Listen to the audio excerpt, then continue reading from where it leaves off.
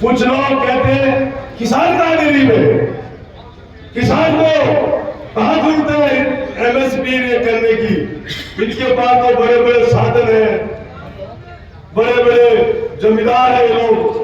तो भाई आप मोदी जी और ये सरकार क्या किसान को मजदूर और गरीब बनाना चाहती है? ये ट्रैक्टर आपके चुप रहे। आज मोदी जी को रात को नींदों में भी ट्रैक्टर की फड़फड़ाहट नजर आती है कि ये ट्रैक्टर वाले क्या करेंगे। जब टिकैत ने कहा 10 लाख ट्रैक्टर जो है सड़कों पे होंगे दिल्ली में, तो ये पूछते हैं कहां से आएंगे। कई एडिटर जो आते हैं उसमें टीवी पे शो पे, इतने ट्रैक्टर कहां से आएंगे? अरे एक गांव में 50 ट्रैक्टर से 100 ट्रैक्टर से कम नहीं है। अब हिंदुस्तान के गांव गिन लो कितने ट्रैक्टर है। ये नमूना हमने दिखाया है, एक छोटी सी बात में नमूना दिखाया है कि एक छोटी सी कार भी अगर दिल्ली से आएगी तो फुलेगा किसान, सीधा दिल्ली की ओर एक आंख की तरफ चल पड़ेगा। आपने देखा मोदी मीडिया का हाथ, अगर कहीं छोटा सा फंक्शन राव के नाम से या किसी भी नाम से या कोई जलवा किसी भी तरह का बीजेपी वाले करते हैं छोटा सा काम, तो सारा मीडिया वहां खड़ा हो जाता है और प्रचार प्रसार में लग जाता है। आपके किसानों के लिए कोई एक मुद्दा भी आपको दिखा दिया मीडिया वाला? अरे मीडिया वालों, मैं आपको इस माध्यम से कह रहा हूं, इस प्लेटफॉर्म से, एक दिन आपको भी पछताना पड़ेगा। इस तरह गोदी में बैठ रहे हो आप, मोदी की गोदी में, और डर रहे हैं। कुछ में जिगर है, लेकिन वो इस बात से डर रहे हैं कि हमारी चैनल पे कल सीबीआई ईडी का छापा नहीं पड़ गया। तो ये देश का माहौल बनाया जा रहा है। अंग्रेज में क्या करते थे?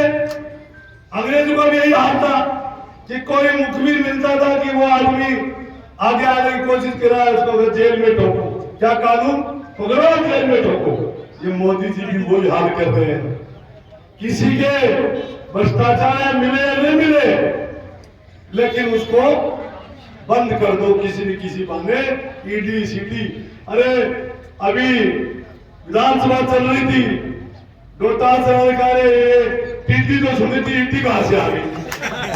टीटी तो भी आई थी, 5-7 साल पहले भी आई थी, हर जगह आई थी। तो हमने भी बचपन से टीटी का नाम तो सुना है। सारा ईडी तो देश में अब जानने लगे, ईडी भी कुछ सस्ता है, और टीटी से ज्यादा प्रसिद्ध ईडी हो गया। ये मोदी जी की मेहरबानी समझो, चाहे मोदी जी की देन समझो। अभी हमारे मुख्यमंत्री जी विधानसभा में राज्यपाल के अभिभाषण पे का जवाब दे रहे थे आखिरी दिन।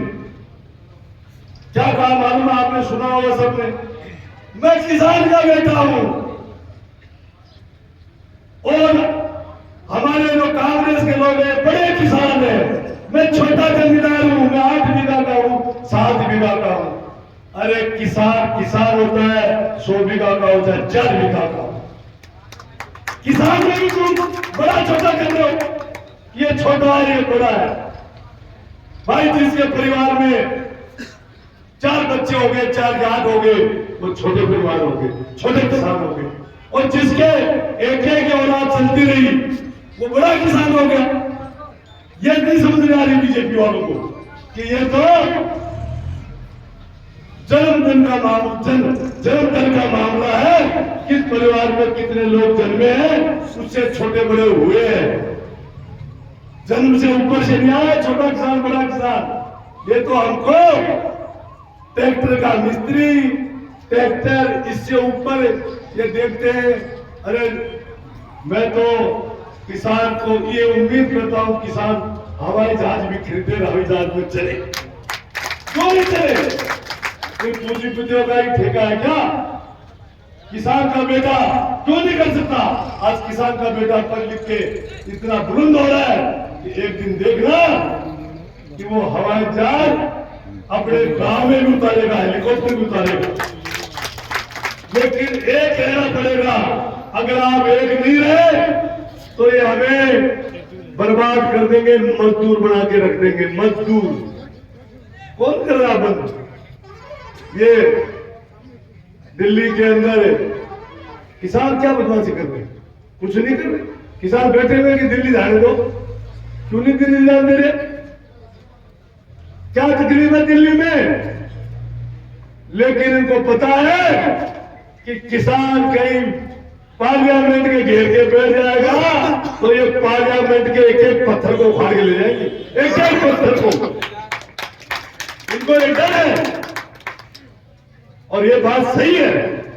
जिस दिन हमारा किसान पार्लियामेंट को घेर के बैठ जाएगा, हम एक एक पत्थर उसका उठा के अपने गांव ले आएंगे।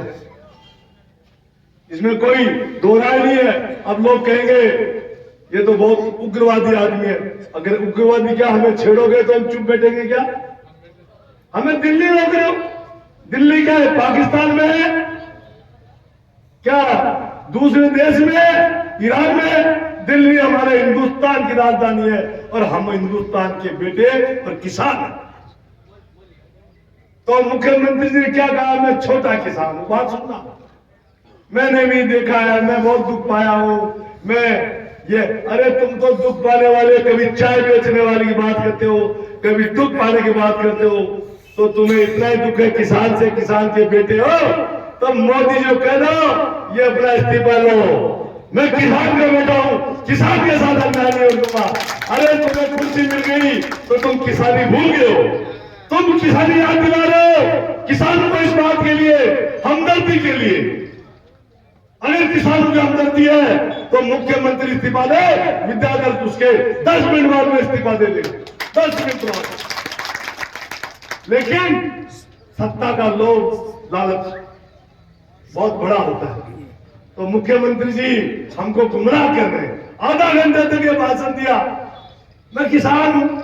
अरे किसान इस विधानसभा में 200 में से 160 किसान के बेटे हैं। और मेरे को ये कहते हुए शर्म नहीं आती है, दुख होता है इस बात का कि हम इतने 150 के करीबन किसानों के बेटे हैं जो विधानसभा के अंदर बैठते हैं।